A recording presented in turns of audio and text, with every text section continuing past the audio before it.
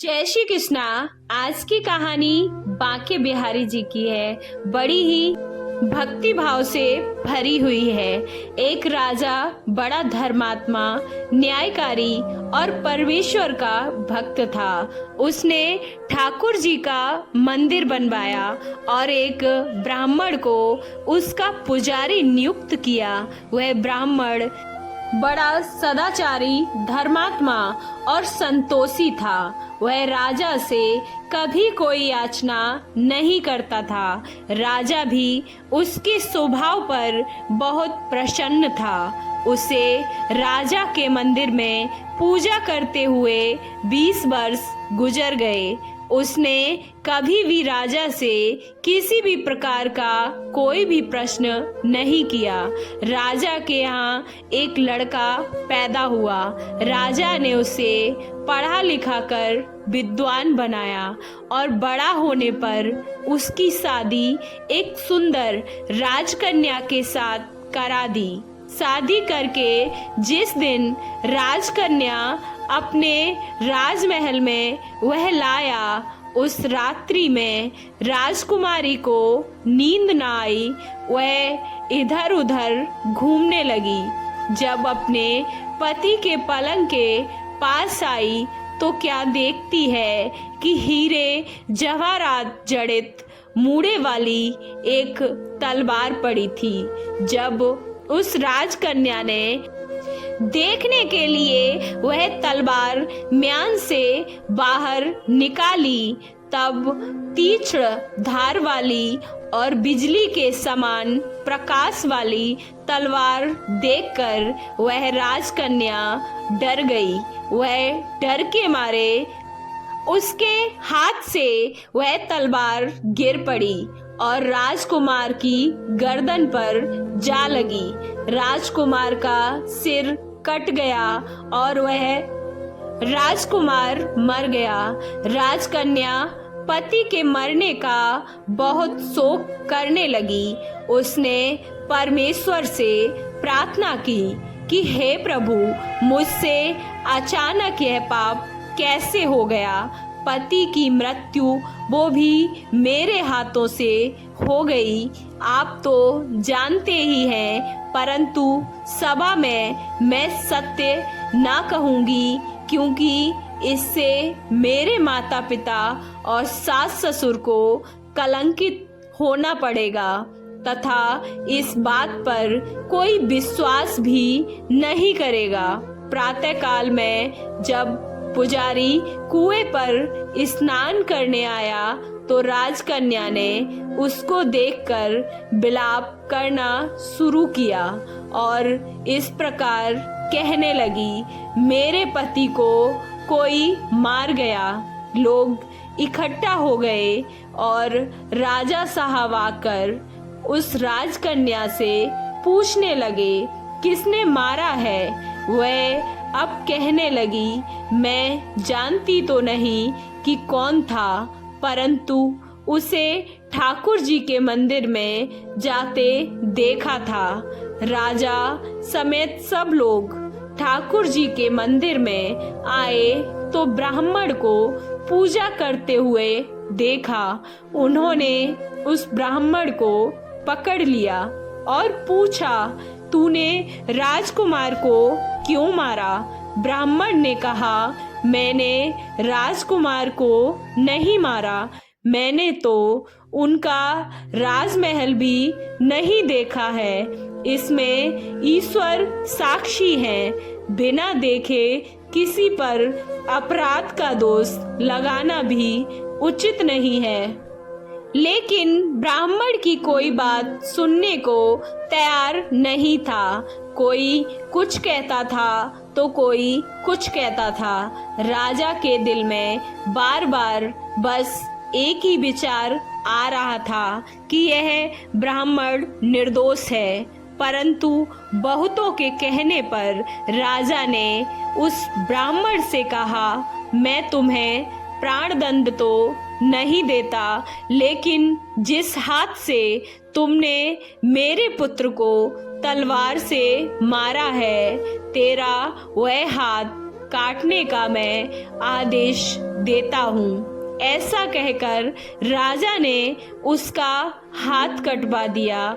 इस पर ब्राह्मण बड़ा ही दुखी हुआ और राजा को अधर्मी जान उस देश को छोड़कर चला गया।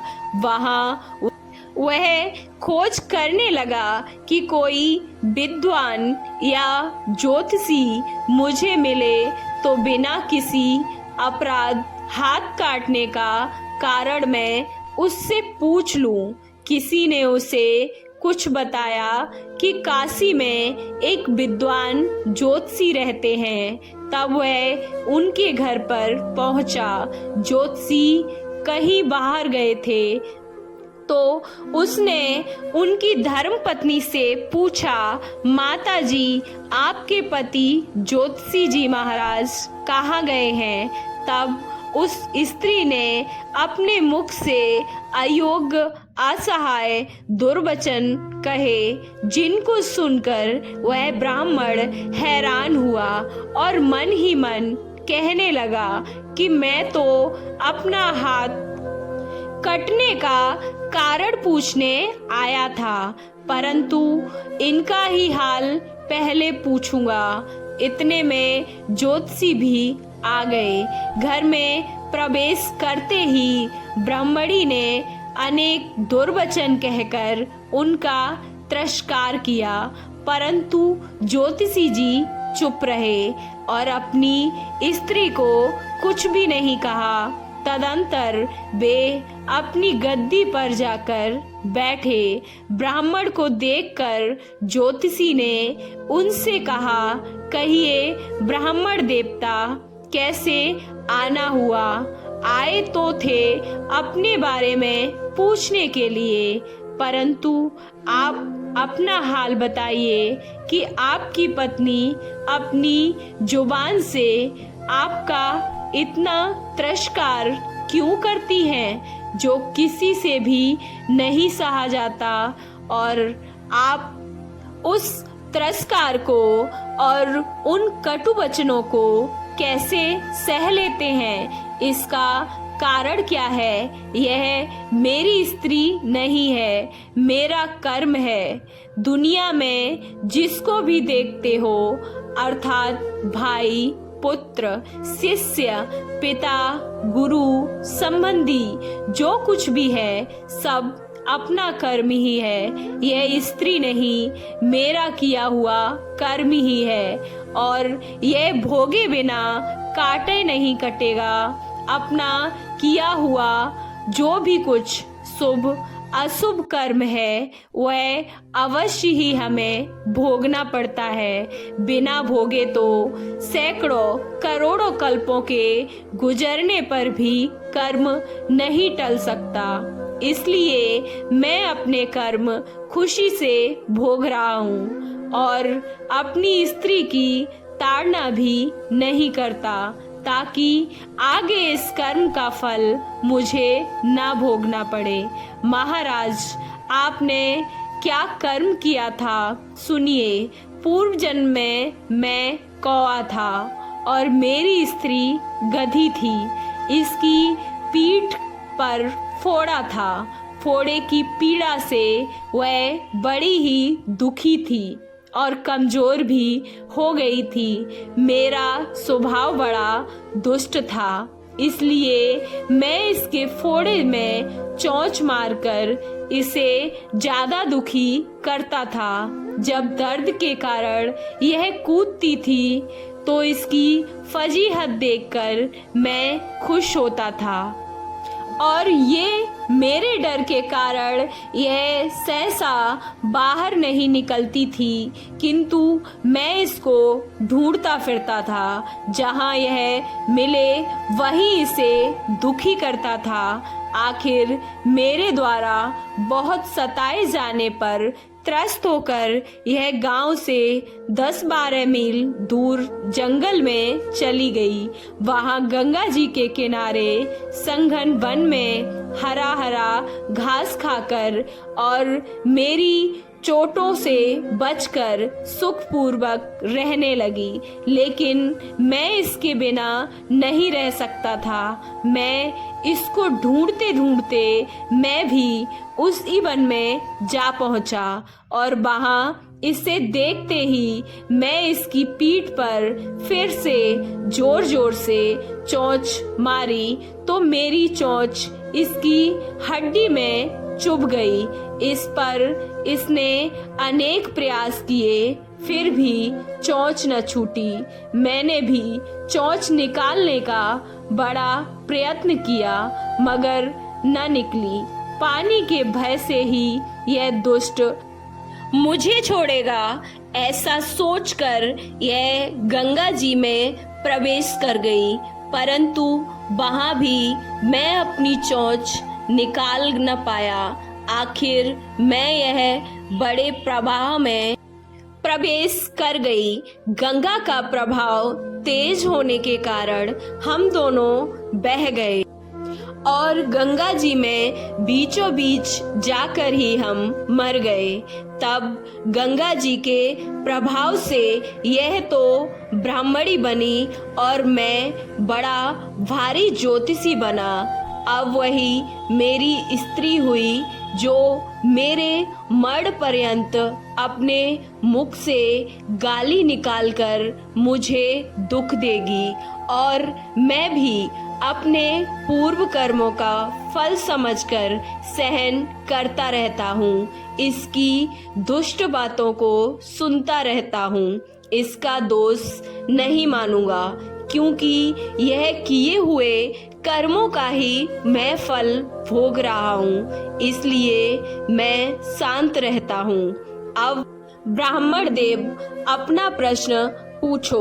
ब्राह्मण ने अपना सब समाचार सुनाया और पूछा, अधर्मी पापी राजा ने मुझ निरपराध का हाथ क्यों काटा? ज्योतिषी ने उत्तर दिया, राजा ने आपका हाथ नहीं कटवाया, आपके कर्म ने ही आपका हाथ कटवाया है। किस प्रकार? पूर्व जन्म में आप एक तपस्वी थे और राजकन्या गौ थी तथा राजकुमार एक कसाई था। वह कसाई जब गौ को मारने लगा तब गौ बेचारी जान बचाकर आपके सामने से जंगल में भाग गई। पीछे से कसाई आया और आपसे पूछा कि इधर से कोई गाय तो नहीं गई है, और आपने भी प्रण कर रखा था कि झूठ नहीं बोलूंगा। अतः जिस तरफ गौ गई थी उसी तरफ आपने भी इशारा कर दिया था। तो उस कसाई ने जाकर गौ को मार डाला। गंगा के किनारे वह उसकी चमड़ी जब निकाल रहा था कि इतने में ही उस जंगल से एक शेर आया और गौ व कसाई दोनों को खा गया। गंगा जी के किनारे ही उनकी हड्डियां उसमें गंगा जी में बह गईं। गंगा जी के प्रताप से कसाई को राजकुमार और गौ को राजकन्या का जन्म मिला एवं पूर्व जन्म के किए हुए उस कर्म ने एक रात्रि के लिए उन दोनों को इकट्ठा किया, क्योंकि कसाई ने गौ को हंसिए से मारा था। इसी कारण राजकन्या के हाथों से अनासय ही तलवार गिरने से राजकुमार का सिर कट गया और वह मर गया। इस तरह अपना फल देकर कर्म निवृत्त हो गया। तुमने जो हाथ का इशारा किया, पूर्व कर्म किया था, उस पाप कर्म ने तुम्हारा हाथ कटवा दिया। इसमें तुम्हारा ही दोष है, किसी अन्य का नहीं है। ऐसा निश्चय कर सुखपूर्वक रहो। कर्म फल का भोग टलता नहीं है, कितना सहज है ज्ञान संयुक्त जीवन। यदि हम इस कर्म सिद्धांत को मान लें और जान लें तो पूर्वकृत घोर से घोर कर्म का फल भोगते हुए भी हम दुखी नहीं होंगे, बल्कि अपने चित्त की समानता बनाए रखने में सफल होंगे। भगवान श्री कृष्ण इस समत्व के अभ्यास को ही समत्व योग संबोधित करते हैं, जिसमें दृढ़ स्थिति प्राप्त होने पर मनुष्य कर्म बंधन से मुक्त हो जाता है। आपको ये कहानी कैसी लगी? अच्छी लगी तो कमेंट बॉक्स में जय श्री कृष्णा अवश्य लिखें। वीडियो को लाइक, चैनल को सब्सक्राइब करना ना भूलें। जय श्री कृष्णा, राधे राधे।